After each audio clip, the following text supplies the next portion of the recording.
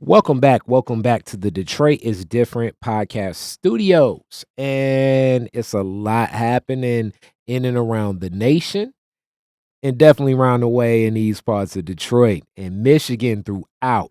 And you probably have been flooded with so much in the mail, so many text messages, so many phone calls, all talking about the urgency of voting. Every time it's a presidential election season, it is the most important election of our lifetime that's put before us from all sides. And I know a lot of people that definitely support Detroit is different are feeling that way. And a lot of the groundswell of Detroit is different is always rooted in the city of Detroit from people that walk in the city of Detroit, add to the community of Detroit. The culture, creativity, Detroit is different.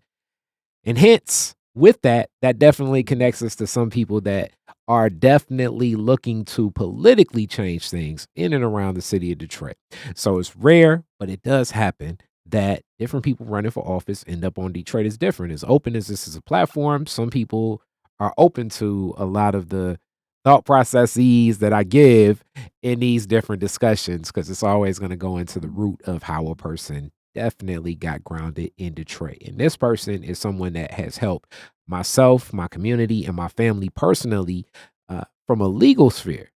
Heck of a legal mind and advocated for so many different things. You all should know her, and you all should have definitely seen her in community because for so long, this has, you know, been one of the things that she's done in standing with community as an attorney when many will not, because standing with community means, it's not going to be I guess the lawsuit settlements of getting Lamborghinis and ads like a lot of attorneys get are pursuing. It's going to be probably saying we ain't got no budget, but we've been wronged. And when people have been wronged and they ain't got no budget, sadly, for what has been wrong too, this has been someone they've reached out to. Tonya Myers Phillips, how are you doing today?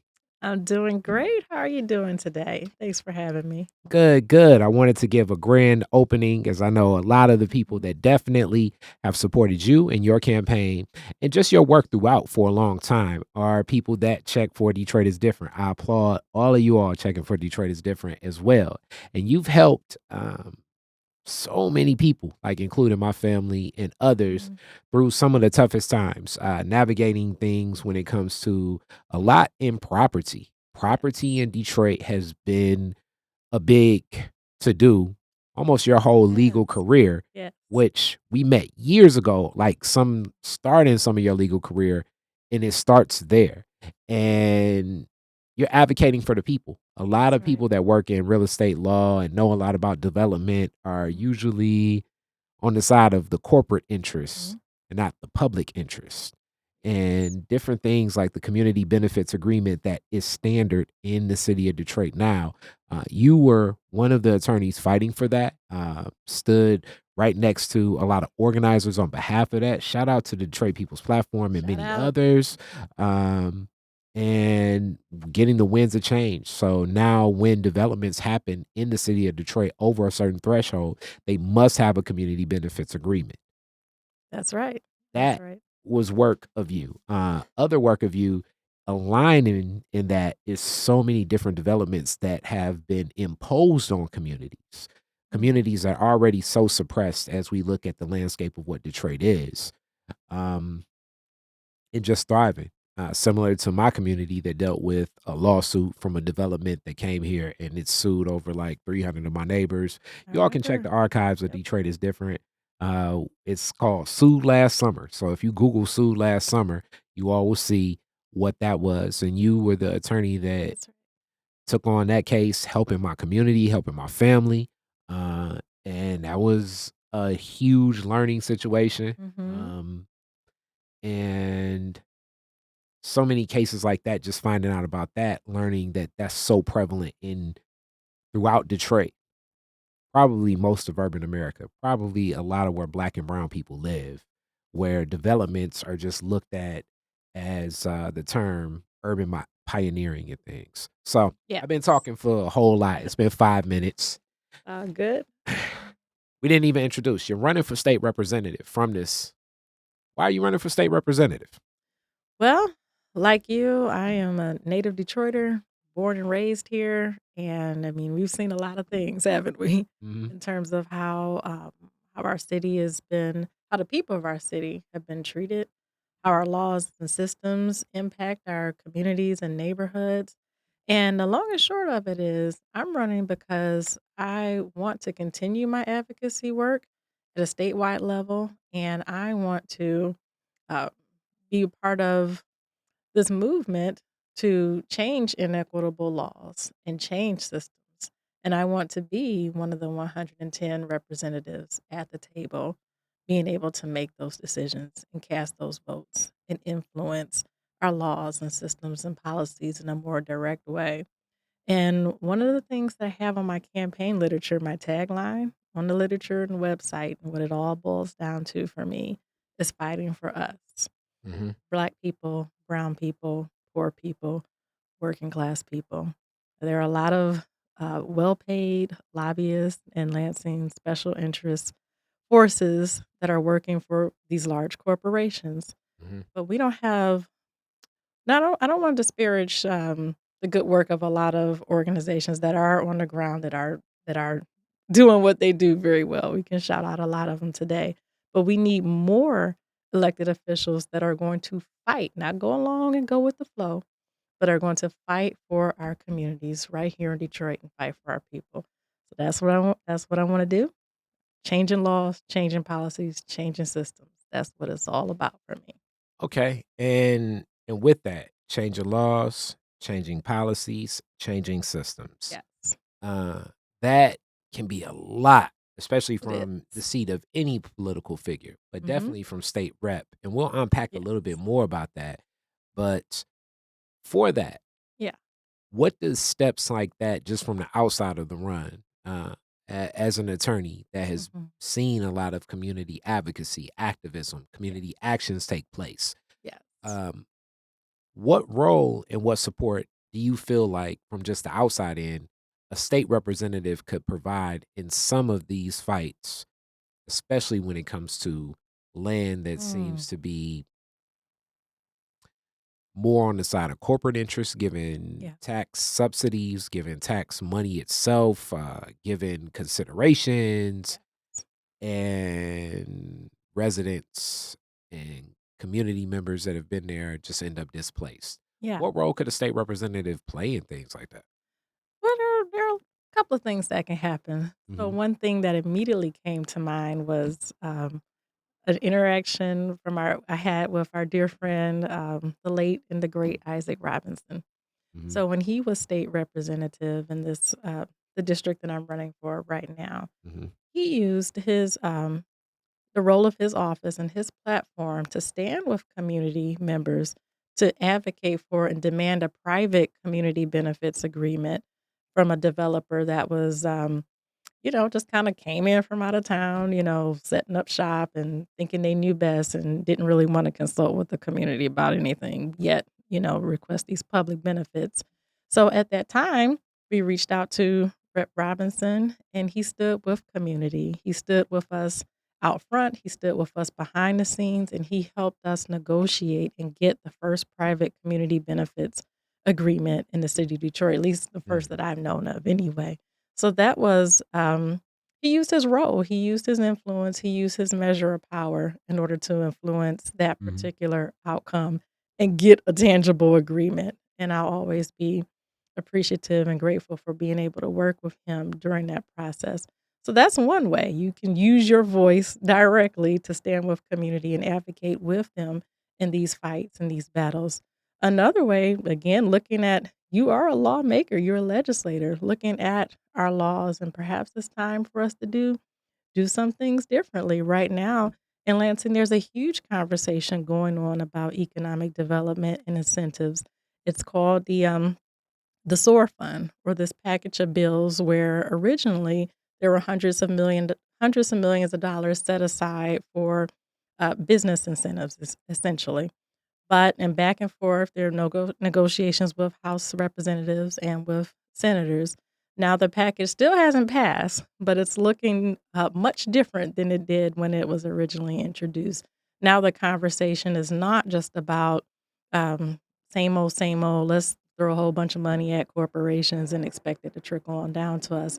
Now that particular package includes incentives for or requirements for affordable housing, transportation, environmental justice measures, and who knows what it'll look like when it's finally passed. But the conversation has expanded for a form of community benefits on a statewide level, and that's because community members and legislative representatives have been working together to push back.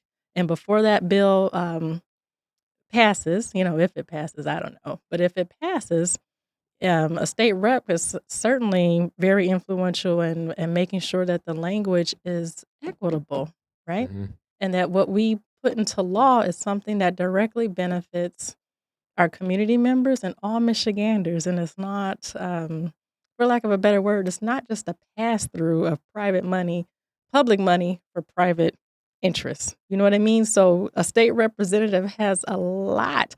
That it's not just up to them. It's not an executive action. You do have to work and hustle and kind of persuade your colleagues to come along with you as well in that final vote count, and you can work with community members to get that done. But those representatives, they're in the room.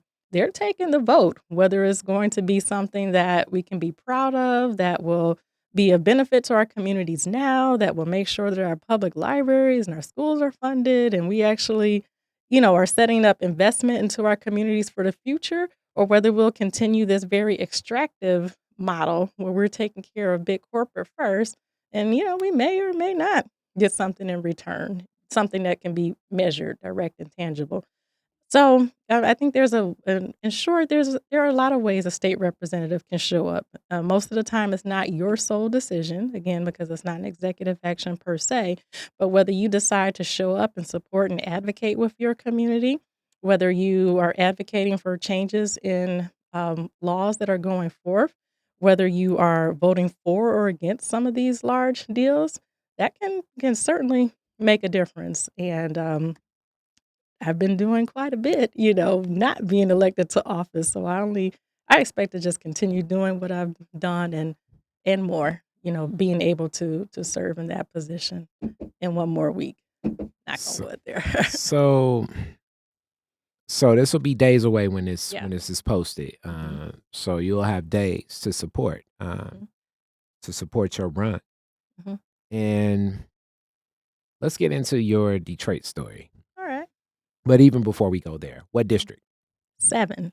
So District 7, say the boundary Yes. so people know on the map Yes, because yes. sometimes people may not go or know or pull out Right, their registration card to know where right. they're at. Can you find your registration card? I'm talking to the audience. I know where mine is, but you may not know because a lot of maps have changed.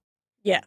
Hence, this kind of goes into census counting and also it goes into who's in office and how the maps are drawn and how districts are drawn. Some work that a lot of people were saying, like, yo, this has a lot to do with things. Right, So, right. so where are the boundaries? So I'll describe it to you roughly by neighborhood because it Hmm. takes a lot of twists and turns, and then I'll share with the listeners and viewers where you can find the latest and the greatest map. So, roughly, State House District 7 includes the entire city of Highland Park, the entire city of Hamtramck. It includes the central city of Detroit. So, that's roughly the New Center area, Virginia Park area over by Henry Ford. Close to Boston Edison, roughly going back towards Highland Park, and it goes towards the northeast side of the city of Detroit. And you can think of 94 as a very, very rough boundary, so to speak. So major landmarks would be Wayne County Community College, the Detroit City Airport, and if you're getting up towards Buddy's Pizza, you're getting towards the most kind of the more eastern part of the district there. So that's a very rough outline that you can visualize in terms of Hmm. neighborhoods. And if you go to the Michigan Redistricting Committee site, they have the latest maps that were approved by the court. So this is the Motown Sound map, something like that with Hmm. Motown. But this is State House District 7. So roughly Central Detroit, Northeast Detroit, Highland Park, Hamtramck. It's one of the most diverse areas, I would say, in the state of Michigan, right Hmm. here, the district I'm seeking to represent. Definitely, Yes. definitely. Yes. So now we can get classic Detroit is different. Yes. Your people, are you first, second, third generation Detroit? When did your family make Yes. its way to Detroit? Number 2. Okay, second generation. generation. Okay, Yes. from where? South Carolina, Southern roots. Okay.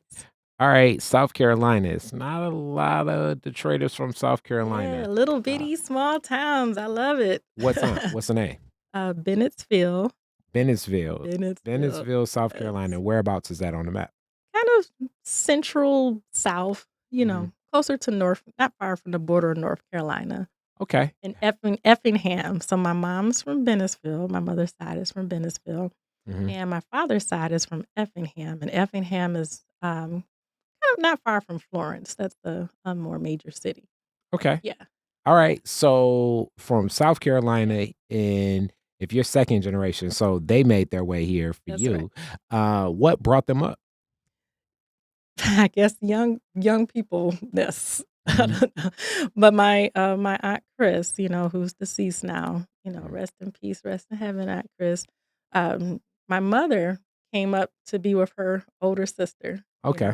just young lady living life, moving Mhm. from the, southern states. So your auntie was just like, I love that Marvin Gaye. I gotta go up to the city where he's singing from. Right.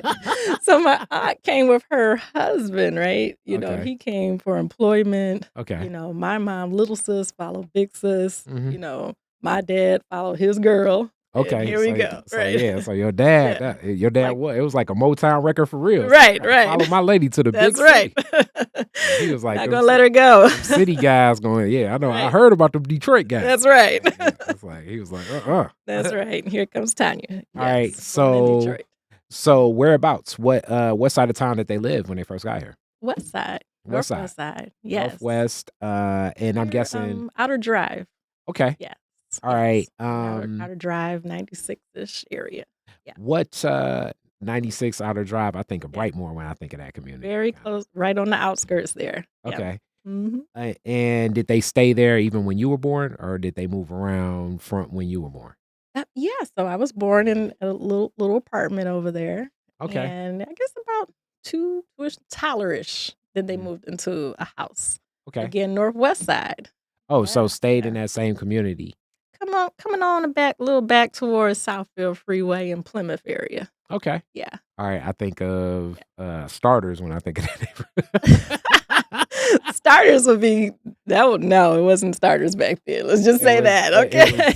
It was probably a whole different It was different. community It was that they were different. thinking. It's like That like Herman Kmart was Gardens. there. Oh, the Yes. Kmart. That Yes. was that. Now that's a big Right. church. Yeah, that was a huge Kmart. The Now that I big think about it. Kmart, yes. Okay, yeah, Yes. okay. Uh-huh. So that neighborhood. Yeah. What was it? What do you remember like in that neighborhood growing up? Well, it had its ups and downs, right? Mhm. I mean, it definitely had its fair share of, you know, the underground economy, right? Yeah, Just leave I it got like you. that, Black collar. okay? The black collar economy We'll just also, I'm yeah, guessing, like in the just leave it era, like that. very prevalent throughout. Mhm. Okay. Yeah. And with that, like your parents, what were they doing? Working, Okay. Your working. mom and dad, what did your mom do? What did your dad do? By that time, they'd went their separate ways, Mhm. by the time, I was in You're in elementary there. school. Okay. Yeah, yeah. Mhm. So pretty much, most of my conscious memory, it Mhm. was just us 3 girls. My mom, my Ah, sister, and I. Yeah, yeah, okay. All right. Older yeah. or younger? I'm the oldest. Okay. What was that Yes. like being a big sister? It was nice. It was Mhm. nice. I love my little sister, Mhm. I think sometime I probably treated her like a little, a doll baby, I Mhm. guess. When you're younger, 4 years can be a bit of a spread, right? Mhm. When you're younger, now we're just in the same boat. Yeah, 4 years might Right. as well be like a whole like y'all not even Right. in school together. Right, right. That's Um, mhm.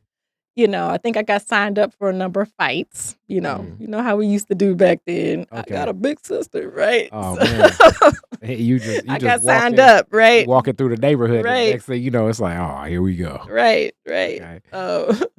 yeah, but I So liked it. Yeah. so, Mhm. so that what school well, I guess with there, I would say, what was your mom doing? What was your mom doing for work? Yeah. How did that influence, Yeah. where you was at? Yeah. Ooh, I gotta go back here. Let's see, initially, she was a City of Detroit worker. So she worked for the city. Yes, yes, Okay. How way did she back in like those working for the days. city? Ooh-wee. She was one of them people that came home like, oh, they can't get it right. Good it's good and bad, right? Mhm, I was always an inquisitive child, so I probably listened to more conversations than mhm. anybody was aware of, So right? your awareness of local Yes. government started at an early I age. was eavesdropping on the grown folks' conversation, right? Okay. Thought I was playing, I was listening. Okay. Um, yeah, so I mean, it was some things that, different dramas, different controversies, one of my I guess I can turn it into a positive story. One of my earliest kind of conscious Memories. thoughts or Mhm. memories about a union, like, Mm, what is a union? You know, I knew that some things happened at work against my mom that weren't fair, mhm, and I remember now, of course, I know what a union is, I'm a member of a union, but I'm, mhm. you know, talking about how I viewed it as a child. I had a recollection I was understanding and listening that something happened, people were bothering her and harassing her at work, Mm. and she went to her union, and her union represented her, Wow. and she won a claim. Her union Okay. helped her out there. There you So from go. an early age, I was like, "Okay, somebody was messing with my mom. She went to the union helped her. That helped us get a little more, Something, security whatever around that was. Yeah. around here, So from an early age, yeah, she worked for the city of Detroit. Mhm. She was a union member, she did clerical work, nothing, I won't say nothing fancy. That was probably some of the hardest work it is, Yeah. She, Depending upon what office you yeah, in and who she you was, know. at Um, the EMS department, if I mm. remember correctly. Oh, So she yeah, she probably went through was a lot yeah. more stress than I could even Yeah, I was gonna imagine. imagine. Yeah, Yes, that's gotta be yes, heavy. yes. And So she during was working that all the time, did you time. go to school in that neighborhood? Only briefly, Okay. only briefly. I went to, the local elementary school only for 1st grade, Mhm, really, and, Detroit still has kind of its magnet school system, mhm. but, I remember, again, listening to those conversations and putting 2 and 2 together, I was like, "This school isn't, it's not a good school." I Yeah. heard words like that, and we wanna try and get Tonya into another school, and, yeah, so after pretty much 2nd grade and beyond, I always went to school in Detroit in public schools, but never went to a neighborhood school after that Okay. anymore. What school did you go to? Yeah. So, I ended up going to Prairie Elementary School, my Mhm. 2nd school, which doesn't exist anymore. Mm. Then I went to Whitney Young Middle School, which Okay. also doesn't exist anymore. Alright. Right. What was Whitney Young like for you? I liked it, Okay. I guess my little first venture into the East Side. Mhm, It was small, a very, very tiny school, mhm, and it shared the building with Duffield. So mhm. Whitney Young Middle was on one side, and Duffield Elementary was on the other side, and it was located in the historic Black Bottom area. Mhm. So again, I'm beginning to hear people talk about Black Bottom. I'm like, what's Black Bottom? What's going on with that? And just these little seeds, beginning to form and beginning to kind of understand, As a child. as a child, kind of Mhm, our culture. And yeah, it's not just all bad and dumping on Detroit. mhm. So that school in that historic area, I began to learn a lot. I was a latchkey kid. I said Mm. my she was a single mom. She had to work. Mhm. So my sister and I went to this little latchkey program that was located in the school. And Okay. yeah, and I was kind of like a little helper or whatever and help watch the kids. And I guess I did a good job. And the lady ended up giving me a free trip to Disney World. I can't believe Wow, for that. real? Okay, I was just helping out, right? how old were you when you went to Disney I World? was in 8th grade. Okay, so Yeah, I that had to be got a pretty little big. scholarship. Oh, you couldn't tell me That had to be anything. I was big. so excited. It was Okay. amazing. All right. So Yeah. you Yeah. kicking it with Mickey and Minnie in 8th grade, Pretty much. right before high school. Yes. So Yes. you come back Yes. ready for whatever's going to happen in high school. What high school you go Yes. to? Renaissance High School. Okay, you went to Yeah. Renaissance. Go All right. Phoenix. Yeah. And what was Renaissance like? I'm guessing this Yeah. is like as they call it, the old building. The little So, tiny old building, right? so what was Renaissance like for you? Oh, I loved it. I did. I mean, it was small, Mhm. right? But I liked it. I mean, you had an opportunity to really develop friendships and relationships, and Mhm. I'm still cool with a lot of my Phoenix fam today. Mm. It was just, everybody was not everybody, but the culture of the school was like we love to learn. We were kind of competitive, but nice. Friendly. I did sports, Mhm. loved it. What did you play? I had one little season in JV basketball, Okay. and it All was right. That's like, cool. that's not my thing. Okay. Okay. But that helped me find what I was really passionate about, and that was running. Hmm. So I did cross country and track. So Okay. those were my sports. And I was also in the band, the Hmm. concert band, and the pep band. I was in a lot of stuff. It was So like, you did a yeah. lot of activities. What do you Oh, think yeah. I was was busybody from always. what So, do you think connected you to like that full high mhm, school experience? I yeah, know when I was in high school, I recognized my senior year. I'm yeah. like, damn, I ain't in nothing. And I want to be in my yearbook more. So I was just Right, signing up for anything just to be like in the right. yearbook picture. Like, it's like, I don't even know what this is, but yeah, Right. whatever. Yeah, the debate team, let's do it. The Put me pep in there. club, come on, let's do it. Take my The picture. yearbook team, come on, let's do it. Right. It's like I'm about to be in this. Right. But you were actually one of the people in it. Yeah. I was not. I was there Yeah. by representation. What school did I you sh- go to? at Northwestern. So Okay, okay. so what connected you to so many activities? Hmm. I think, well, one, my mom said I had to do stuff, that's for sure. Okay, so mama was like, "Hey, I can't you take all doing the it." credit. Yeah. Okay. So one, she's like, "Well, you're gonna sign up for activities for sure." And music had to be one of them. So I admit that wasn't my first choice. What did you play? The flute. Mm, The flute. okay. I Did you make loved the it. flute choice or was it something No. else you wanted to play? No. No. I had to be different from an early age. I wanted to play the Okay. harp. Ah, I the harp wanted is expensive. It's an expensive instrument for anybody that's a Yes. parent Yes. and knows. And Yes. then like lugging the harp, Yes. it's a lot of care that goes on with harpists. Yes. Okay. Yes. So, no, I didn't get a harp. Mhm. We went to the music store, and mom was like, "Okay, what do you want?" I'm like, "I wanna play the harp. If I have to go to the band, I wanna play the harp." Looked Mhm. around, was like, And then your mom walked over to that harp.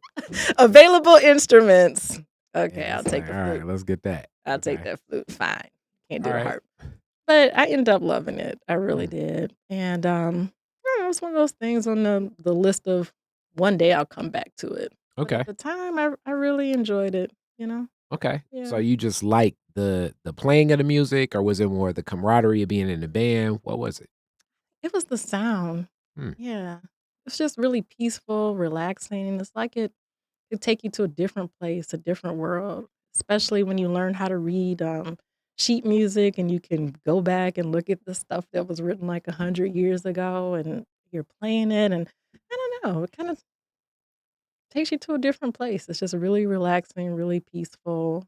Um, I don't know, kind of amazing. So, So I it's the enjoyed it. instrument and the Yeah. sound itself was what you appreciated. Okay. Yeah. So Yeah. cool. So did you Yeah. walk in Yeah. after a while and tell your mom, nah, you was right. I do like this. Yeah, I did. Yeah, I Okay. did. Way Yeah. after, like that's for Right. parents to know. Sometimes you know. Sometimes you know Sometimes you just gotta parents. stick with your gut. I'm in that situation now. Like, "You'll thank me later, son. Don't worry Yeah, about it." exactly. Right. It's like, yeah, Right. it's like, oh no. Right. It's like, but then it's like, She was yeah, you right. was right. You was right. Yeah. I So loved it. Mhm. so so Renaissance there. Um After Mhm. Renaissance, where do you go? Michigan.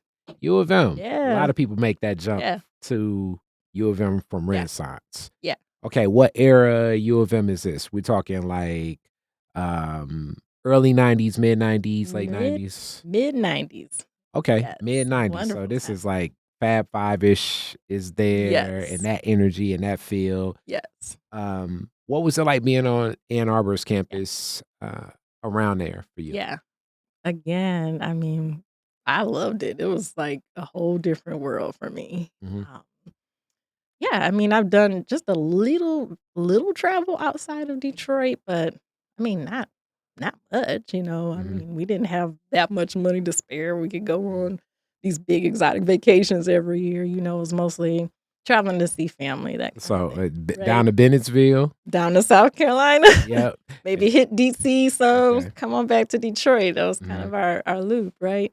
So, even though Ann Arbor is not far away, it was really, um, eye-opening and just fun to meet people Mhm. from all over the country, really, and to have this little measure of independence in my little cubicle of a room. I don't know, you know, Okay. learned a lot. You just kind of I mean, college can be a fun time. You just really start to learn more, about yourself, more about the world around you. Um, so, I mean, it was a good time for me. Some of my other issues came with law school when I went to U of M, but undergrad was amazing, honestly. And I really began to, I think, kind of sharpen my advocacy tools as an undergrad. I really started to Mm.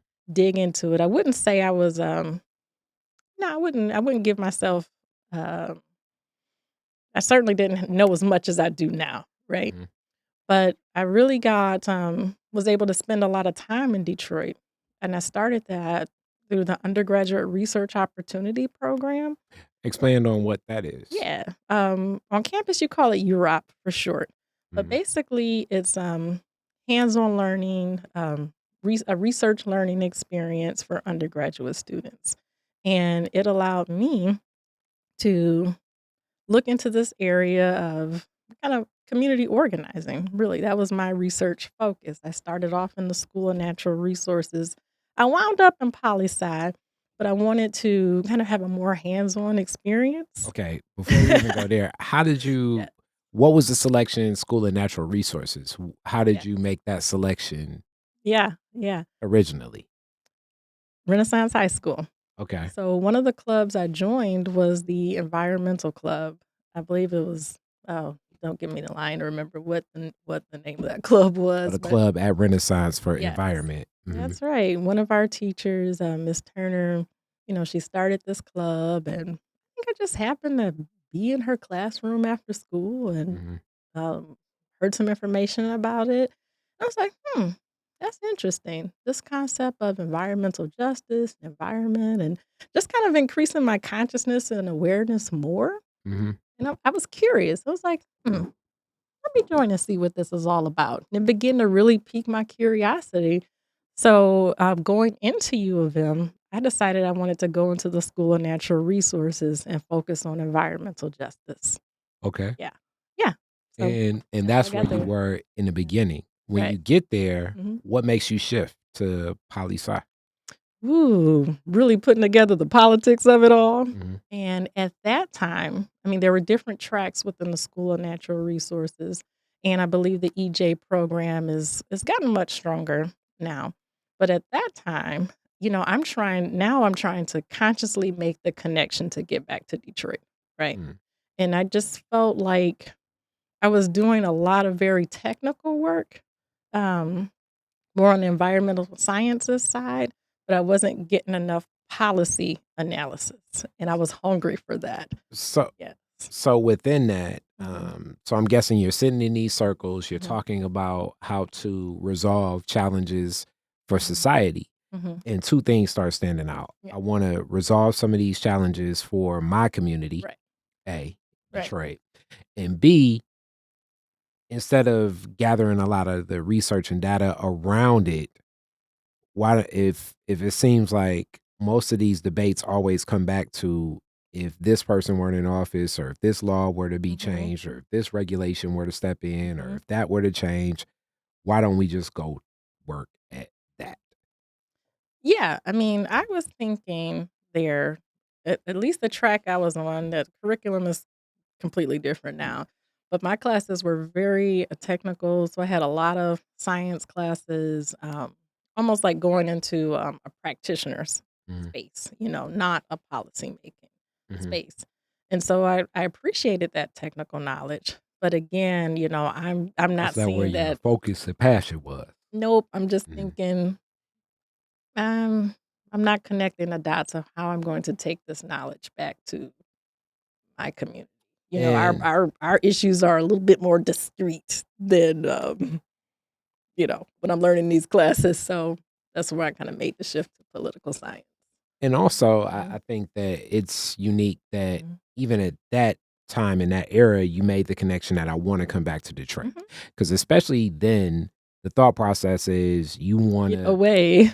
you Yeah. wanna get an education and get out, quote, unquote, "the hood" as Yep. much as you possibly can. Yeah. So, basically, that strata of Mhm, success, mhm. was very prevalent, especially in the Oh, Black yeah. community. It Oh, was, yeah. "You don't wanna live how I live, you wanna live better than how I live." I mean, it was Exactly. encouraged from the elders, it was Mhm. encouraged from, rap music, from television, Exactly. everything about it was Exactly. to be the technically George Jefferson, not. Right. I mean, it's not even a show that I could No. think of that it's No. like, okay, empower yourself with Right. resources and tools to Mhm, give back to community. mhm. What was different in you that made that Mm. connection to wanna do that? Well, a couple of things. Like I said, I was in this undergraduate research program, and that allowed me to pair up with a professor at the School of Natural Resources. And originally, he was studying um, the Detroit River and kind of the quality of fish, I guess, and Mhm, people trying to get nourishment from the Detroit River and kind of looking at some of the social challenges around that. So I initially started doing that research with him and hanging out at Belle Isle and interviewing people and kind of corresponding with folks, who are doing more sophisticated samples and things like that. And that kind of led into, identify a problem.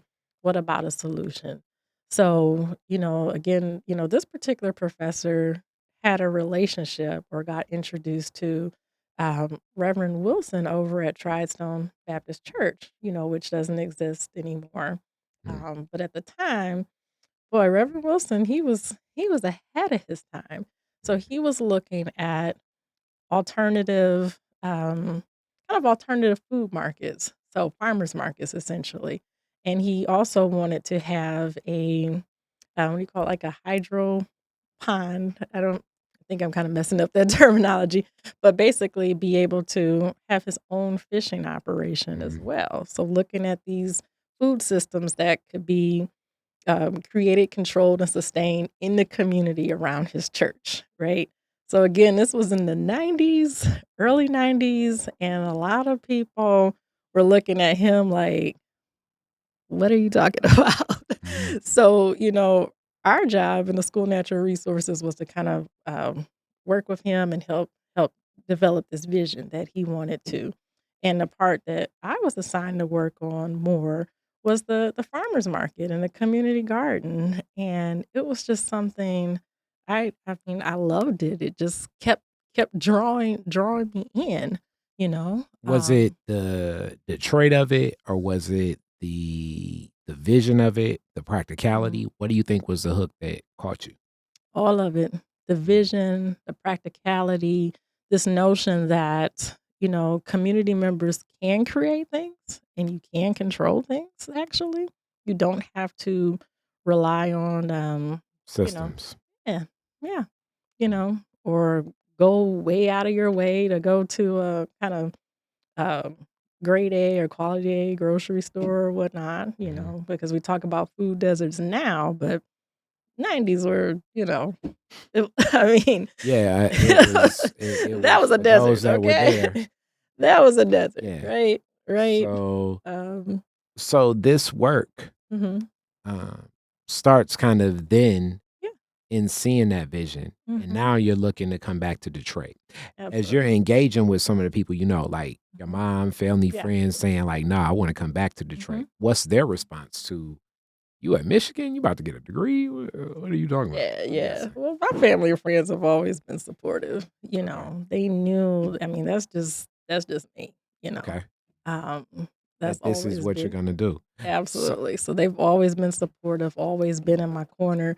Now, some of my counselors and advisors, they did urge, like, you might want to go on to Chicago, go to a bigger market, why Detroit? Why now? So outside of my immediate family circle, I can't say that I always got that support.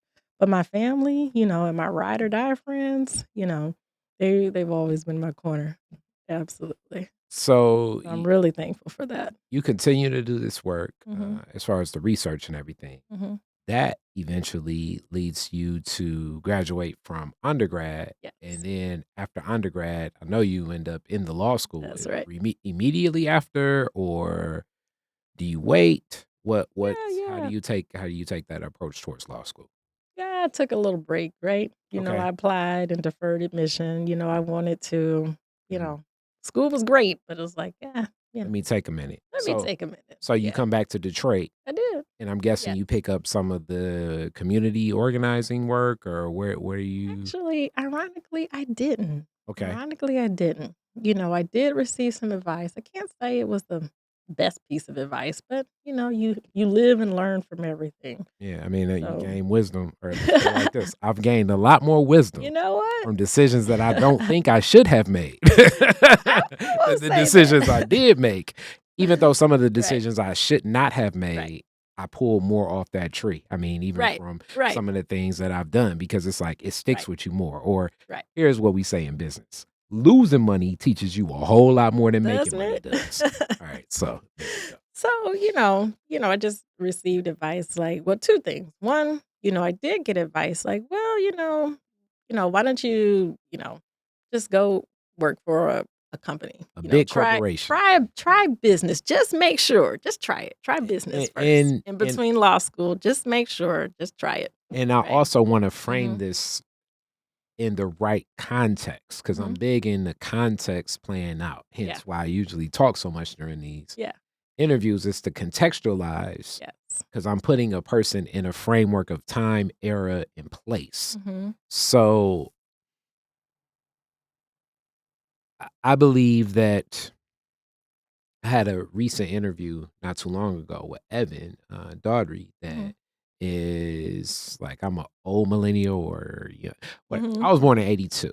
All right. He's born in the early '90s. Mhm. So his parents would have been Gen X, Mhm. and you would be like, I'm a Gen X. I don't know, but no, That's what but I you're not think, like, right? you're like either, I don't know whether, like I say, you're a later Gen X, you know what I'm I'm in saying? those 70s. I'm in the 70s. Later. Yes. Okay. So with that being said, in that era, I believe Generation X has dealt with a reality that just Mhm. a lot of other from the baby boomers that were their Mhm. parents didn't really see, because the Mhm. baby boomers had this concept of like, if you work hard, Mhm. you'll be rewarded for it. Mhm. But I think a lot of those rewards that those baby boomers received were, I speak this often, but an Mhm. externality of other things Mhm. connected to America, in the Yes. way that America's influence, especially post World War II, Mhm. kind of controlled a lot of the colonization that picked up from Mhm. Germany, Britain, Mhm. France, and then in a lot of ways reset the table in economic markets for those European nations as well. So Mhm.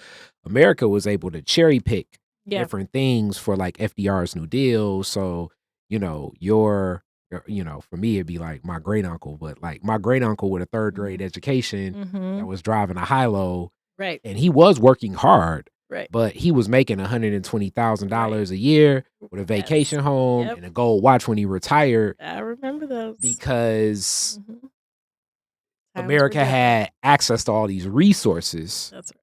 that really were pilfered from a lot of other nations. Mhm. But the Mhm. Generation X was the first generation where you have this dissonance between That's like right. these baby boomers talking Gen X, like, if you That's just right. work hard, you're gonna get it. And it's like, I that's don't know about not that, right? Mhm. what the realism Mhm. is.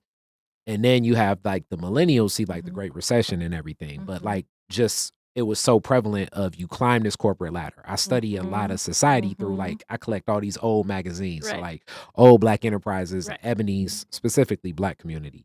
And it'd be so many articles about how to climb the corporate ladder. Yep, that Uh was the how to conversation. how to get into the C-suite. You want a Mhm. corner office with a big window. Right. Like, everything is just so driven in this whole concept. So Right. you saying that I want to try a corporate Right. way Right. versus the person probably watching right now that Mhm. would be, 20, 21, Yeah. saying that sounds crazy. I just want to be an entrepreneur, which I Yeah. think is pushed in for other Yeah. reasons, which has other things to explore. Right. I just want to share that that's Well, I so appreciate commonplace to Yeah. contextualize Right. that it's not like, it was everywhere. It's in It culture, was. it's prevalent, Right. so it's understandable Yeah, so, in 2024, the world is different, completely. It's different, the market is different, you have the internet, Mhm. right? So, saying, "Hey, I wanna do social justice work," that doesn't sound as bizarre, It right? still Is sounds it extremely bizarre, it but still not is, but not as not bizarre. like yes. Right. Yes. So Then it would yeah, be what a lot of people right. would say. Yeah. I wanna be a civil rights attorney, Mhm. or I want to work for a probably it would be like I wanna work for a nonprofit organization. Yeah, not even that. So, the context in which people were giving me advice, and thank you for contextualizing that. It wasn't bad advice back then. No, It didn't it light my didn't fit soul on you. Yeah, fire, it but I didn't was fit like, you. well, these are people who care about me. They have my best interest at heart. What the heck? Let's give it a try. I Mhm. have my admission, locked down for law school. Let's give it a try. Let's see how this next year goes working for a corporation. And Right. hence, that's Yeah. the other thing, word of Mhm. wisdom. You Mhm. did that, and it's Yeah. like, "This ain't for me." And No. sometimes you gotta No. do something to No. know, "This No. ain't for me." No, no, I mean, I did, and, I did well, but, It didn't fit you. nope, I just came in, did my work, I was good at it, but I found myself kinda hurrying up and looking at the clock like, "When's Mhm. it time to go?" So I could, do Oh, things that waking that up. brought me joy. It was easy Mhm. work. I could definitely see a more lucrative financial path, but it wasn't Yeah. anything I was passionate about, In late '90s, early Yeah. 2000, it's a whole different culture that Uh-huh. I know it's gonna sound weird, but, Mhm. like, I know because from Yeah. my aunties, my Mhm. mom, and all of that stuff, that Mhm. was a woman Mhm. waking up, putting on stockings and stuff. Yeah. Like, Yeah, it's a yeah, whole I lot, had to like, which I don't put on my even little suit. yeah, Yeah, I don't even yeah. think, like, you know what I'm Okay. saying? Like, Mhm. today, it's like, "What are you talking about? This patriarchal society?" Right. Yes, It but was. that's Yes. what was going down Pretty much. in the '90s Pretty all the much. way through really to, like, the Yes. mid whatever O's or something, Mhm. you know what I'm Right. saying? Right. So then Mhm. to law school Right.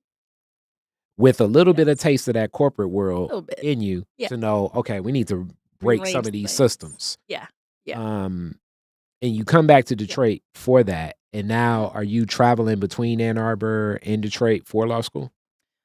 Not really. Not Okay, really. I mean, I still spent a lot of time in Detroit, but I did live in Ann Arbor. at I the did time. live on campus, Mhm, U of M. Its reputation is well earned, and mhm. first year law school, Heavy. it is heavy. It is intense, Mhm. definitely. So, I mean, for me, it worked best for me to just kind of be there and immerse myself fully into school. So so now after law school, Yeah. where's your focus at? Getting back to Detroit as soon as possible. Once again, back to Detroit, Absolutely. and now Yes. as an Yes. attorney. That's right. And what was your take? Because, Mhm. a lot of people from the outside have ideas of Yeah. attorneys, Yeah. whether that be watching endless hours of Law and Order Right. or, the thought process is like, oh man, Yeah. attorneys got a lot of money, they got time on their Mm. hands, they walk in the room, they do Mhm. everything they want to do. Mhm. Like the idea and the facade of attorney Mhm. versus the realism of attorney. Yeah, that's a rude awakening, certainly. Hmm. Because I didn't have any other attorneys in my family or other Hmm. people to, I don't know, just kind of give me the lowdown. It's nothing. I mean, I begin to see different angles, through clerkships, internships, listening to alumni and things like that. But getting back home, I just thought there would be more space for the kind of work that I wanted to do and Hmm. be engaged in. And there was not. Yeah. No, there was not. So I was very fortunate to, I mean, after a lot of looking, I was very fortunate to receive a fellowship the Millender Fellowship, Mm, named after the late um, Bob Millender and mm, that amazing family, to work at the Sugar Law Center. mm. And I was like, oh, there's my tribe. I found my people right there. S But it's not like, I came out of law school and I just opened you know, so can you and saw an abundance of social justice jobs out there. So so not in Detroit. can you share what the Sugar Law Center is and the Yes. type of work that Sugar Law does? Yes. So the Sugar Law Center is a nonprofit law firm, and usually those words don't go together Mm-mm, either, right? But pretty much the work that we do, we are concentrate on civil rights, workers' rights, constitutional rights, and our overall mission is to put the interests of people first over mhm, property and recognizing that many things about our system and the world that we live in and the society we live in, money comes first, property comes first, and people's well-being needs to fit in between that, you know. yeah. And that's harsh to say it like that, but maybe some people would disagree with that. But that is the lens at which, sugar law exists. A lot of times our cases, we, are different than traditional legal services agencies in that we often seek to take impact cases or cases that have the ability to change the law, change the policy, or change a system. And if we can't change it, then certainly we can influence it. Another term that's, kind of coming up a little bit more is the term movement lawyer. And I would say when I started, I didn't necessarily use that term, so to speak, but that is what people are saying now, so some people might understand it better in that context. So it's not new, it always has been. I think we just, sometimes our vocabulary might shift a little bit, but it's not really anything. There's always been movement lawyering. Think about it as moving the law from something just unjust to just, pretty much. So, movement lawyers and lawyers who do this kind of work, work hand in hand with activists and advocates, and seeing where are these inequitable laws and systems, and how can we strategize and work together to get this change. That might be through policy, that might be through litigation, that might just be doing research and supporting what others are already doing on the ground.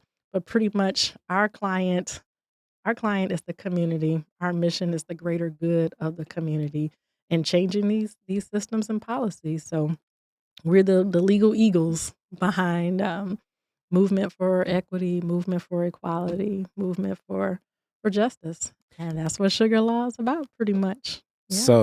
So thank you for Yeah. sharing that, Mhm. and I'm gonna share my Sugar Law story now. So, and I'm gonna try to make it as short as I Yeah. can, and I'll give some context of movement Okay. lawyers. So Mhm.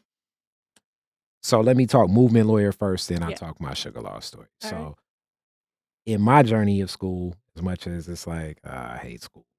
And Yeah. also in my journey of life where people have told me that I think I'm an attorney. Shout out attorney Todd Russell Perkins and Yes. attorney Anthony Adams and so Yes, many others. Anthony and Todd, Rest they're in peace, amazing. Judge Yes. Claudia Morcom. Everybody's like, you think you an attorney. But Yes. I do have this. When Mhm. I'm presented any form of information, I immediately flip it on its Mhm. side and try to think of all arguments for Mhm.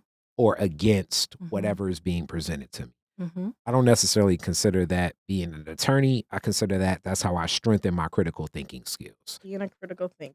So Exactly. that's how I look at things. So Mhm. I'm never, even like, Detroit water is the worst water in the earth. And then the immediately thought process is like, okay, who this is Kari's mind. Mhm. Who's making the determinant factors Mhm. of what's worst or Mhm. good water? Two, how inclusive was the process of how that is determined? Three, when was Mhm. this all taken into account Mhm. as far as what it is? Four, um, what's the varying argument for it? And then here's a big one. Five, why did they even go through the Mhm. intentionality of creating this service in the first place? So Mhm. these things all trigger like when I hear information. Mhm. Just so Mhm. that's why people think it's like, "You think you like an attorney." It's like, "Nah, I just have a lot of questions about things, hence As why I got a as you podcast, should. why I talk so Yes. much." Like, this is Mhm. Tanya knows, like, if you meet me, Mhm. it's the same thing. I can, Mhm. I can have a 5-hour discussion about Yeah. why I think Glorilla is so successful right now. You know what I'm saying? So, movement lawyer from my I remember she was real cool too. My white US civics teacher at Mhm. Henry Ford Community College, Okay. she taught a lesson on Charles Houston. And as much as I've known about the NAACP, no one's ever explained the story to me like this lady did. Hmm. And she spoke like this because she was one of those people in a union suit at one point Mm. in time, Mm. won one hell of a lawsuit because of Mhm. some of the precedent from Brown versus Board of Mhm. Education. So our country is built on a couple of different things as you talk about Mhm. property and business. And this is me thinking Mhm. from an entrepreneur. So our our laws are built on a lot in ownership. That's right, ownership of land. So Absolutely. so it sees the lens of Mhm. who owns something already has, for lack of a better term, a upper hand Right. in any legal dispute. That's right. And the justice system usually it will defend the ownership, whoever has that. Mhm. So so I give this lens to say the story of what Charles Houston Mhm. presented. So Attorney Charles Houston is a mentor to Thurgood Marshall that wins Brown versus Board. But because our country is built in, as they say, based on precedent, meaning like you Mhm. have to Mhm. have cases that already exist Mhm. to verify if this case can be true. You need to have precedent for something in a judgment to be made by a judge, hence the bench. So Charles Houston for years would seek out, as you say, those Mhm. impact cases in Mhm. certain cities and places where there were no Mhm. other options. So a black student would need to be let Mhm. into a white classroom. And a lot of these were classrooms were in law schools. And he Mhm. built these over like a decade plus. Takes a long time. So, like, as he builds enough of these cases and Thurgood Marshall moves forward with the cases, now he has the argument of the precedent to win Brown versus Board. But if you take away Charles Houston, Mhm. Mhm. and at the time the NAACP started supporting his work with their legal aid, and it builds the whole premise of a lot of the NAACP legal aid. And like I say, like she delivered one hell of a lecture. I Okay. didn't even have many Yeah. things to say. Mhm. And this builds the premise for something and how our Mhm. laws exist. Mhm. And this is the one thing that I break down for her, like I say, the most things about America itself. It's like, how do you establish precedent for justice when everything about this country is already so backwards in the first place? It's a stolen land, it's stolen people, stolen loan. It's gangsterism, you know what I'm saying? So it's It almost takes a like, lot. yeah, It so takes it's a lot. A like lot of I work. come in, you know what I'm saying? I kick in your door and I Yes. sit in your living room and then I'll say, Yes. all right, now we're gonna do everything fair, start now. And it's like, hey man, hold on, Right, what are you right, talking right. about? That's my argument against this whole concept of blind justice, because that's Mhm. the blindness of the justice is that Mhm. we will live on the precedent of it. So Mhm. that's Kari Yeah, ideas of law I hear 101, you. why people argue with me about that. And the Yeah. sugar law concept where you helped us Mhm. was back to like laws and ownership. Mhm. Maybe about 3-4 years ago now, maybe three, I don't know. About 3. Um, Yeah. my whole neighborhood, maybe like Yeah. 300 residents were sued, Mhm. to the point where like some of the people over here, like it was two seniors that had strokes and everything connected to this, and Mhm. they just didn't know um, what was going on. I was process served, and I remember specifically, if you ever been served, it's weird, but it's like, Mhm. it's like this older white lady walking from house to house serving Mhm. everybody, Mhm. and I'm like, yo, what's going on with this? Mhm. First, reading anything legally, if you ever seen anything legally, like economics, it's a lot of jargon in law. So it's hard to even interpret. You need to hire an attorney just to read what this Yeah, is. a You lot got of to hope times. that you trust that attorney where they know what it is and they don't know how to lie to you where it really is what it is. So I Mhm. reach out first to an attorney I know. And then we end up reaching out to Tonya as well, and it's all over a development that is taking place on the grounds of Highland Park in Detroit. And that development that now is built and everything, but a development between Highland Park and Detroit with like access to alleyways and like access to the easement of alleyways that Mhm. was granted to us as the traders, and they wanted to do also like a lot of stuff in law, some other things about like what they wanted to warehouse and freedoms for what the warehouser Mhm. would be. And it was a collection of developers in this project with different people designing this project, Mhm. all making this warehouse, all for the thought process of this warehouse would be built and they didn't necessarily have an occupant yet, but millions of dollars were being granted between Highland Park and the city of Detroit. This was kind of one of the lasting legacies of then mayor of Highland Park, Mayor Herbert Yop, Mhm. for this Means Logistical Park that was Mhm. Mhm. first led by Eric Means.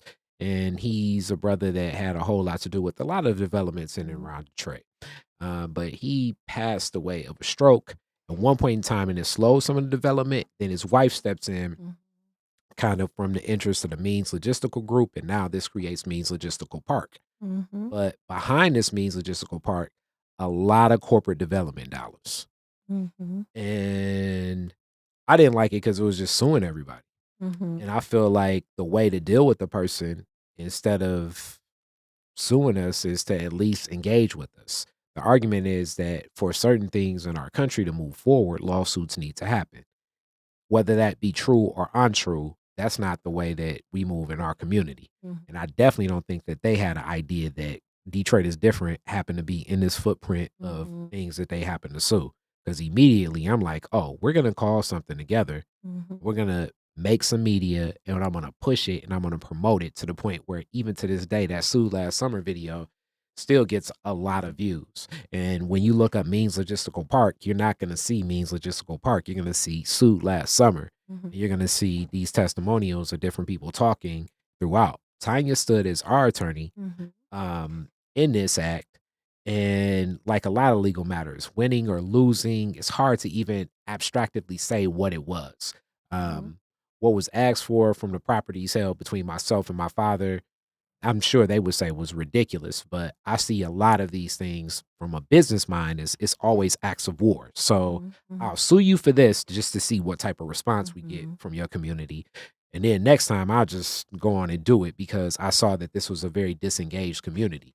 Mhm. It strategically targeted because they're very aware of the data over here of the income, the transientness in most residents. A lot of the seniors never, like I can see that if I'm a 82-year-old woman and I've paid my taxes on Mhm. time, I Mhm. tithe, I do everything Yeah. right, and then one day I get some old white woman to knock on my door and then hand me something and say, "Here you go, you've been Yeah. served." Yeah, that can possibly cause you to have a stroke, you Yeah. know? Um, and that's where I was glad Detroit is different was standing in our community, but without your support and Sugar Law support, we wouldn't have been able to be even in sort of that position. So hence, even when somebody Yeah. from your campaign was like, "Hey, was you open to Tanya?" I'm like, "We forever indebted for Tanya for Uh-huh. standing with us." And even, and I'm not necessarily the easiest client either, because I'm gonna take this stuff to here because I feel like Yes. this is Mhm. my Mhm. public square. This is where we can talk about You can things, talk which about it. sometimes this is the other thing you learn about court. Court has a lot of they want to do stuff behind the scenes stuff. Nah, I Mhm. want to do something on the scene. I want things to be as public as possible. I want Mhm. things to be as in your face as possible.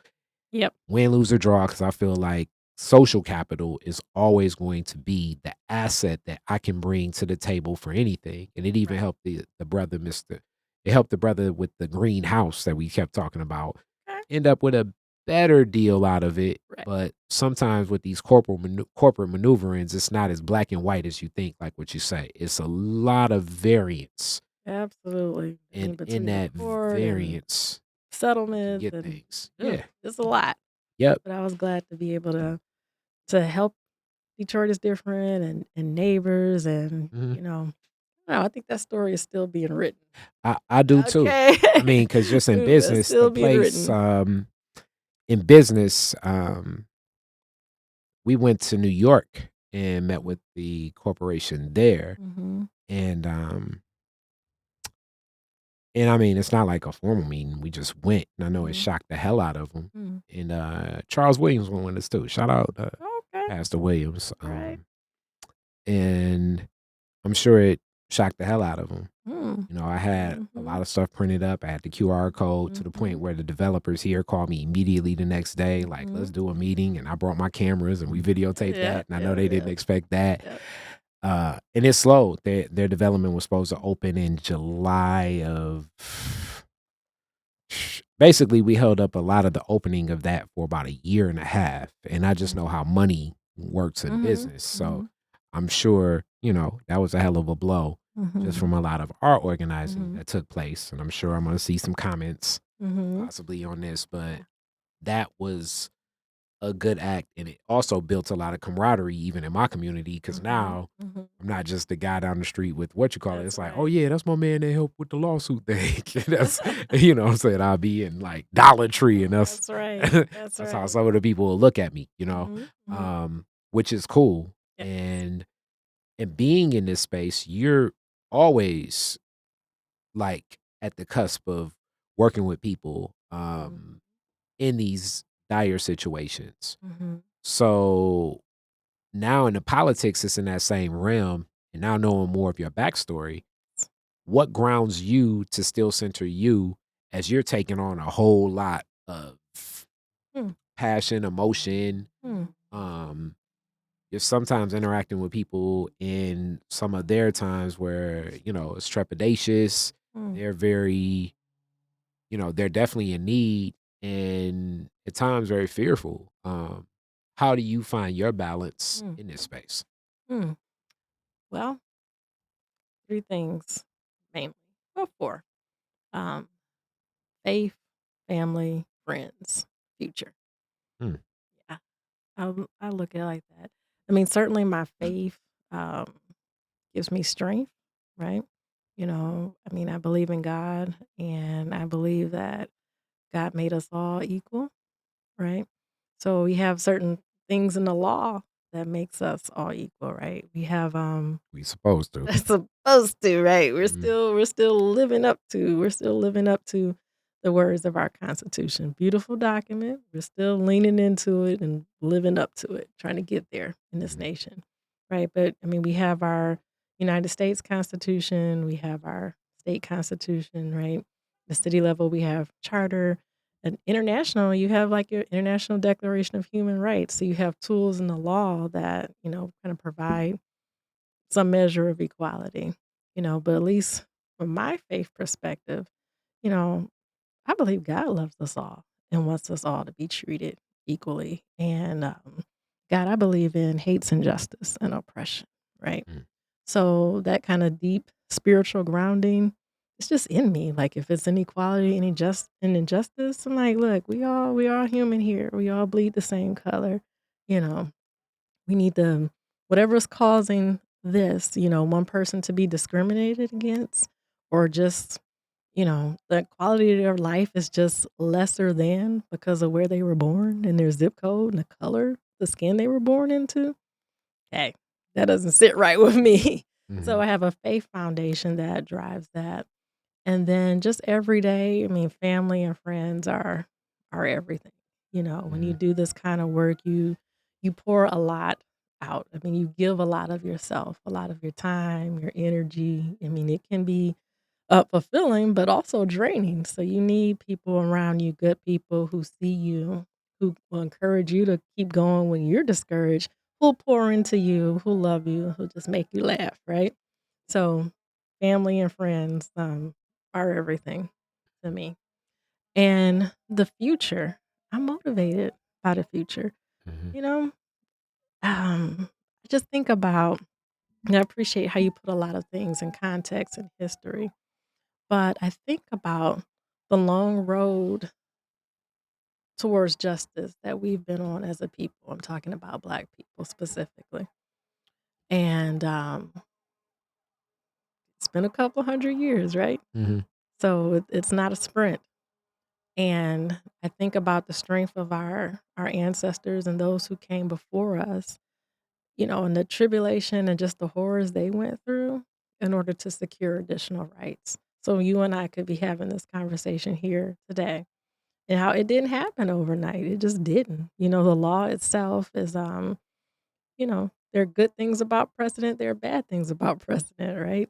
but the law generally, is slow to change, and at least the theory of that is to have more stability and to be able to protect democratic rights and freedoms because you don't want the law to just kind of start changing arbitrarily and willy nilly at Yeah. some political person's whim, right? You want a steady foundation that you can rely on.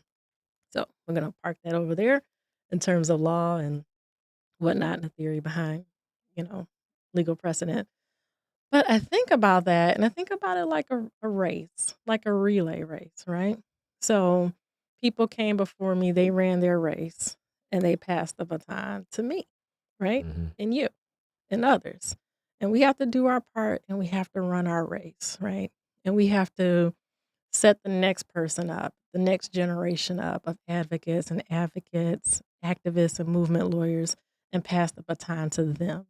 So even though some things are pretty messed up right now, you know, and not everything, I always tell people, and I have to learn this myself in this work, that you celebrate and take joy in every win, whether it's a big win, whether it's a small win, if it's a win, take joy in it. Yeah. That's really important so you don't burn out. But I think about the future. I think about, you know, if we continue this 20 years, 30 years, 50 years from now, how much different things can be, and that optimism, that hope for a brighter future, that replenishes me. So I don't take the whole burden of changing everything on myself. I've had to grow into that, over these years. But I don't do that anymore. I look at it as I'm going to run my race as hard as I can. I'm going to give it all I got.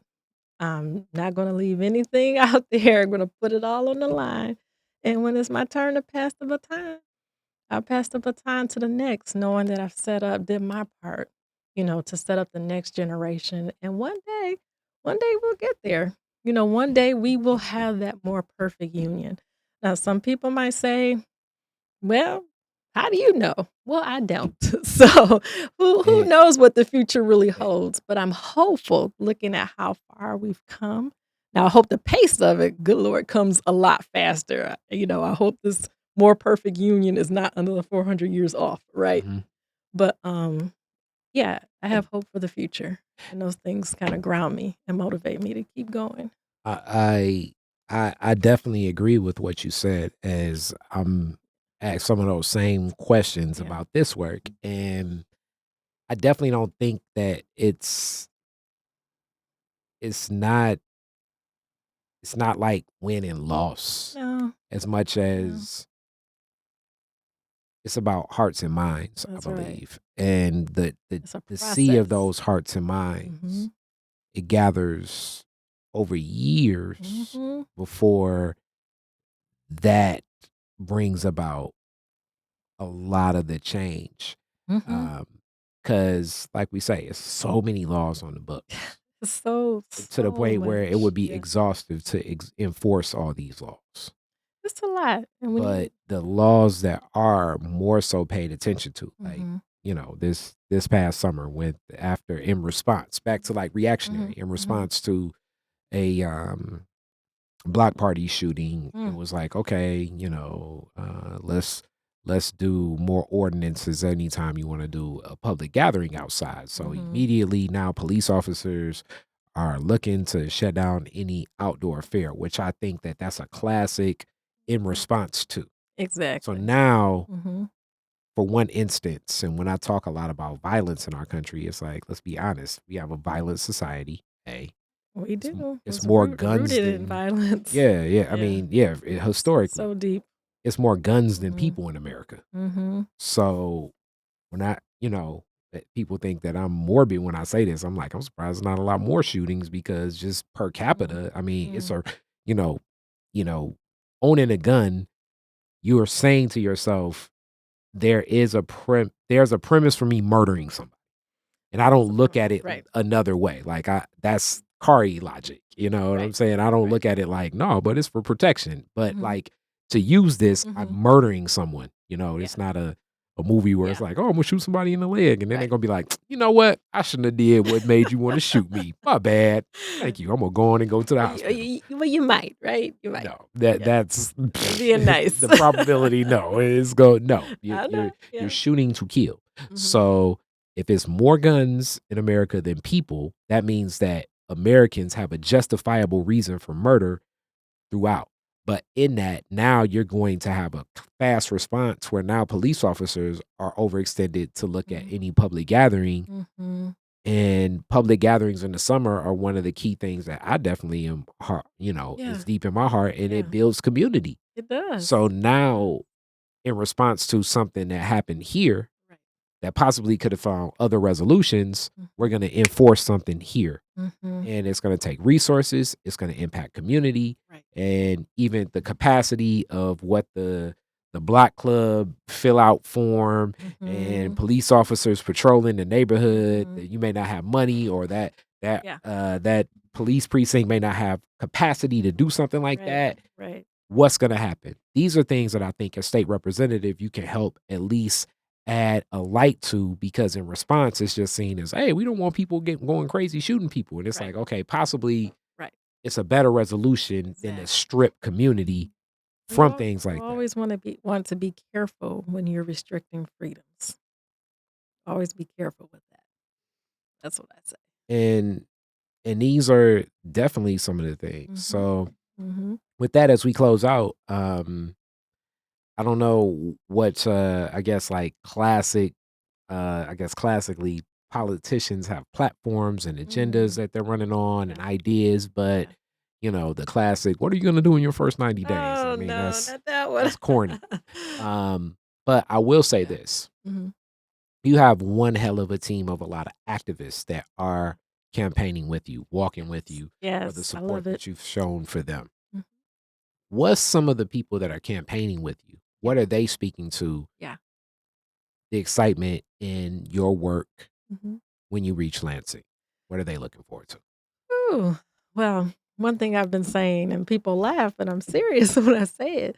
It's like, look, this is our office. It's not about me going to Lansing. We are going to Lansing as a Mhm, community. So every organization, every person that I've had the honor and privilege of working with and serving, I'm like, hey, we are taking our work to the next level. And I view the seat like that, and I hope that doesn't sound corny, but yeah, I don't care if it sounds corny, mhm, right?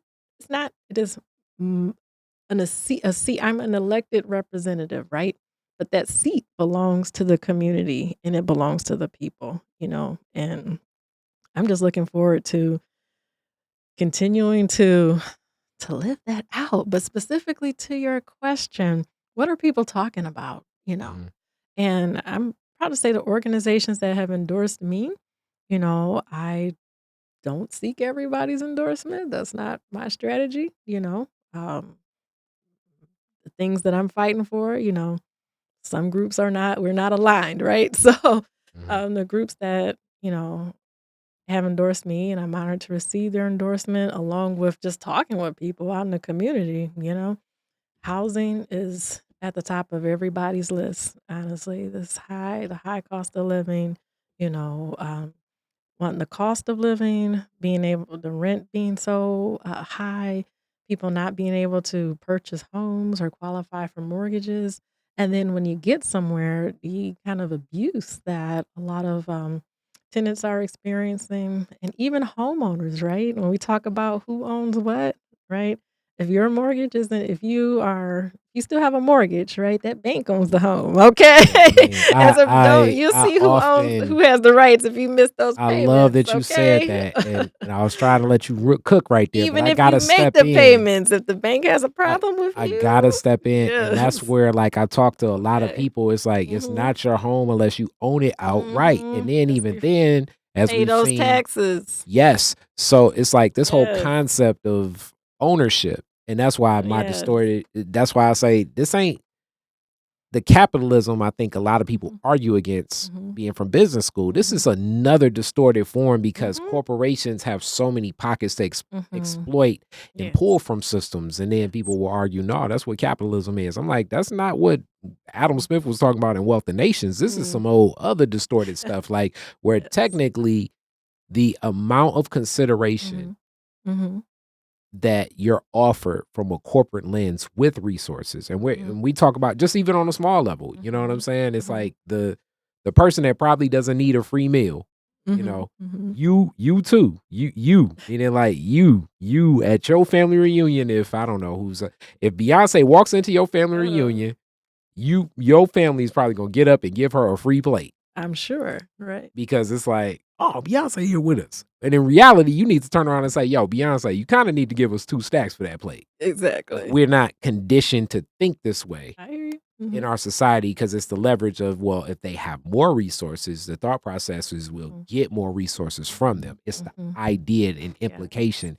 Hence, that's where I'm excited about it because you stood against what I feel like a lot of corporations in this quote unquote revitalization of Detroit have exploited the resources of Detroit at the extent of, I don't even know if they're doing business, because if I have to incentivize people this much to come do business with me, that ain't necessarily business. You know, it's something else. If these corporations, these corporations are like going back to some 90s.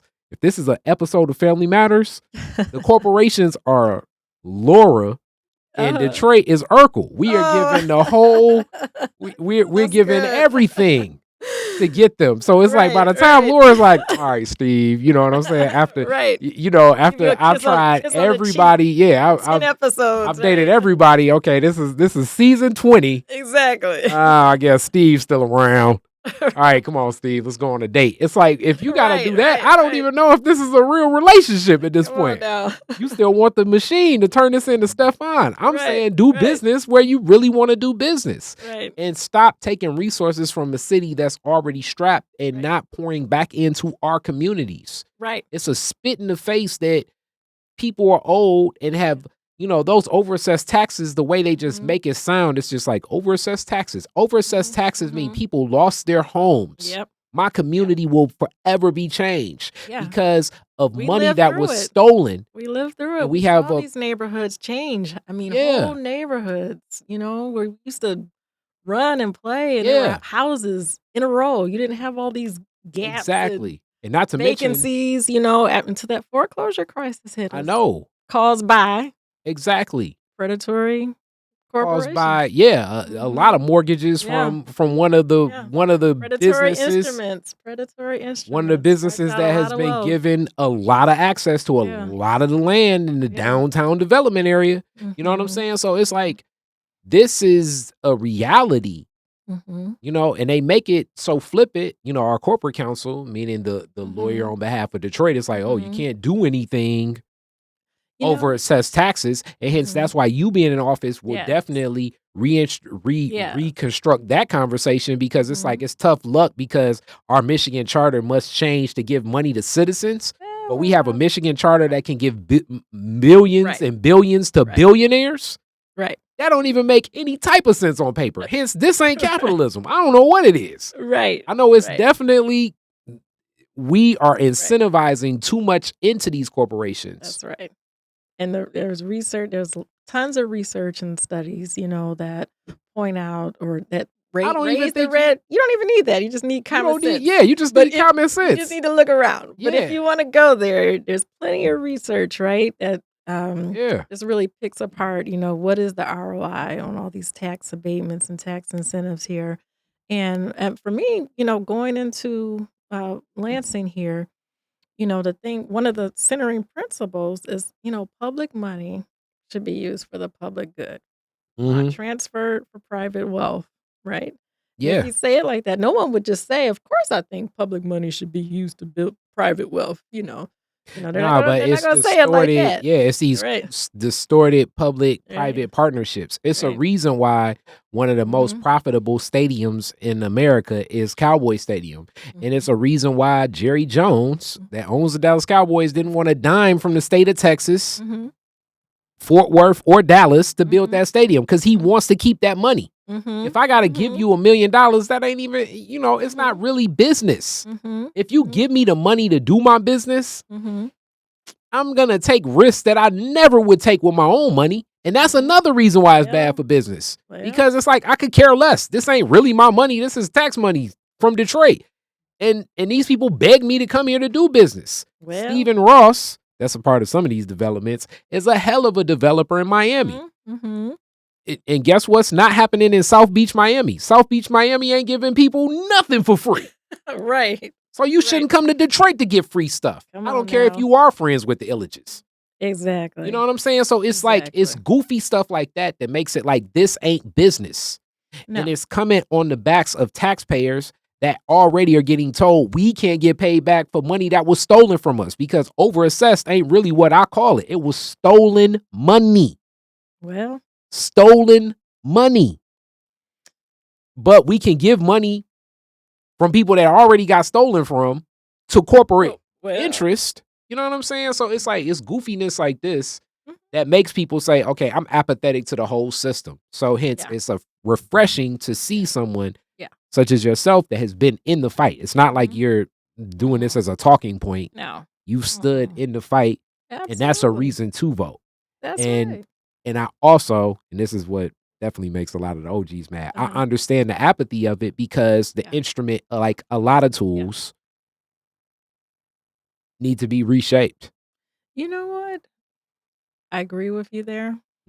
I agree with you there. I mean, there is a lot of hurt, a lot of pain. Detroiters have been done wrong, right? Very much so. We have our little social contract, right? Where you, concerned citizen, you do your part, you pay your taxes, and in return, you're supposed to get these great city services and, investment into the commons or whatever. And I can understand when you look around and you wonder, are both ends of the social contract being upheld here, right? Yeah. When you see a disproportionate amount of investment in certain parts of the city, but my tax dollar is over here, and I'm not going to pick on anybody's city council district today. Yeah. But let's just say more neglected, disinvested part of the city. He's like, well, my taxes are going to have create this wonderful environment in certain areas. How's that impacting me? What do I get out of it? And you try to get CBAs to address that, but that's the fight, right? And like I say, the key fight is, if you want to do business, like that's why I just come back to the business argument. Right. If it's a good business decision, you put your own money up, and then they turn around and say, well, the barriers of entry are so high and da da da. So it's like, that's even higher for me as a real small business person. Right. So it's like, if it's good money making sense, then you should do it to make profit. If not, if I got to incentivize you to death, you don't really want to be there in the first place. You know what I'm saying? I mean, if it takes all of that incentive, then did you really want to come? Exactly. So why don't we dance with who already want to dance with us? So exactly. With that, shout out to the food co-op. Definitely. One example of incentives going right. Yes. So with that, we're gonna get to a close. I usually have the classic questions, but I want to change this around this time. Okay. To and you spoke of Isaac. Yeah, I miss him. I want to talk. I just want to ask this question then. I usually ask about, like, okay, is there a politician when people are running, it's like, who did you like? And you spoke to Isaac. Yeah. Is there like a piece of legislation that you currently like that has been enacted, you've seen possibly grow or whatever, that you say, this is the style of writing and the type of legislation that I would like to move forward. I appreciated this, just for us to kind of unpack what your approach in legislation would be like. Something good that's passed recently. It could be recent. I mean, it could be old. It could be recent. It's up to you. Can it be pending? Yeah, it can be pending. Well, one thing, there's a lot I can choose from here. But one thing, I'll pick one thing that I definitely have my eye on, because I'm working on it, and that is the right to counsel, a statewide right to counsel. Share, what's that? Yeah. So in 2022, Detroiters, advocates, community residents were able to come together and get a law passed in the city of Detroit that mandates a right to free legal representation for low to moderate income Detroiters facing eviction. And again, some of the things that we've just Uh, touched on, all we right, couldn't I gotta point this out, yeah, and I wanted you to yeah, share that, but just yeah. so that you all are watching this, I'm gonna say it more Mhm, in Kari talk. mhm, Before that, in 2022, in most places, back to what I say, mhm, our laws are based on who owns mhm. things. Yeah, So if you were getting evicted and you would show up, the idea of having an attorney in some ways would didn't be looked happen. at as not just it was wrong. Mhm. Like, "What did And you it's like do? I'm Get getting out." evicted Mhm. and I can't have representation when obviously the person evicting you got representation, Yes. which you would think back to 2 and 2 should equal 4. And logically, if they got an attorney, you should get an attorney. But No, live so live please, through that. So when I yes. started doing, representing, tenants and homeowners facing eviction, this was back in 2009. Hmm. So individuals who were being evicted, the rate of representation was about at 4%, and property owner representation about at 98%. And also, let's Yeah. say this logically: if you're getting evicted, you probably don't have retainer No. money for an attorney. No. So Yeah. let me frame that even Right. furthermore. And it's like, well, Right. why don't you get your own attorney? So all Right. right. Right. But so, yeah, let's kinda take the next step there, like, "Yeah, why don't you get your own attorney?" Okay. So, right now, I mean, we have a constitutional right to legal representation throughout the Mhm, nation. If you're charged with a crime, if you're accused of a crime, and your liberty is at stake, and you can't afford to hire an attorney, then you have a legal right. The state will provide or the mhm. government will provide legal representation for you Yep. because it's considered that important, right? Your freedom, your liberty. So that right exists in the criminal context. And it hasn't been around that long, only about 50 years, honestly, You right? got that So right. not that long in the Yes. in the So larger a lot scheme of of things, those right? less have traveled, a lot of those lynchings, Mm, right. it's a reason why they call it a public lynching. My bad. Mhm. So we're still getting there. It's that more perfect union, right? Mhm, So we do have this concept, this right that exists in the criminal context, but there's nothing prior 2022 in the civil context. It's just kind of more like a charitable, aspirational endeavor, okay? But mhm, the state doesn't really have a lot of skin in the game to make sure that property owners, homeowners, tenants who may have been wronged or exploited, that they're able to defend themselves in court. mhm, And evictions are what's called summary proceedings, which means fast, basically. Okay, in and out. We need to get mhm. this property back into the owner's hands as soon as possible. That's just, a really I Yes. don't know, casual way of talking, but we're on Detroit is different. But Mhm, essentially summary proceedings in and out, so it moves super fast, right? mhm, So, against the backdrop of all our city went through, where nearly a quarter of our property, and our residents experienced eviction and foreclosure over a decade. I mean, who doesn't know somebody, you know, who hasn't been evicted? How many people in Detroit, lives, families, generational wealth has just been wiped out because they couldn't fight back, yeah. right? So against all of this, all the sad, sad stories, tragic stories in our city, people came together to have this basic right to push back, to fight back, to at least let my voice and my side of the story be heard. Because if you don't know the language of the law, you're sunk pretty A- much, you And know. and also the tough thing about that, Mhm, like a lot of the work you do, mhm. which I applaud, like I say, you're dealing with people and sometimes they're some of their most dire times Oh, too. yeah. Oh, So yeah. obviously a Tough lot of the people situation. even advocating for this may not have even experienced this personally, but Mhm. know of or formally experienced this Right. because that's such a shameful It's a lot of shame. So, a lot of we experience that people go through and what it traumatizing. is, and then that balance of like the empowerment of so many of the landlords, Yeah, um and what that is when you look at so much of what has happened. that's right. So That is only fair. That's only fair. It's giving you a meaningful day in court, Mhm. not a, you know, paper punching day in court, right? But a Yeah. meaningful chance to have your case heard. So we were able to get that law passed in 2022, and now, it's still a pretty new law. Mhm. Still working through some kinks in the implementation and the Yeah. funding, but it's way better than it used to be. Yeah. And we were able to get a bill introduced at the state level to provide this basic level of fairness and a due process to citizens throughout Michigan. So, I mean, the bill has been introduced, but it hasn't passed. So There you go. that's a huge, huge systems change. That would Mhm. be a huge system change, not only for Detroit, but for the entire state of Michigan, where there's a disparity of power, Yeah. where the homeowner, where the tenant, where the land contract holder, um, is able to present their side and their evidence and really have a meaningful day in court, you Yep. know. So that is one that's definitely on my radar.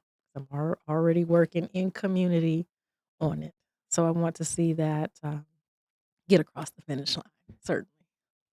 Thank you so much. This was a fun one, but also very informative. And I hope that anyone, definitely, Mhm. District 7, D7. you already know where I would be voting if I was over that way. So I hope that this empowered some of the people in your space. Yes. Couple of days, that election is coming up. Mhm. Also, I'm excited locally. It is our Detroit School Board on there too. You all should know some people for school board that you want to support because there's a lot of things happening Mhm. in DPSCD that we should be aware of. And don't forget the judges.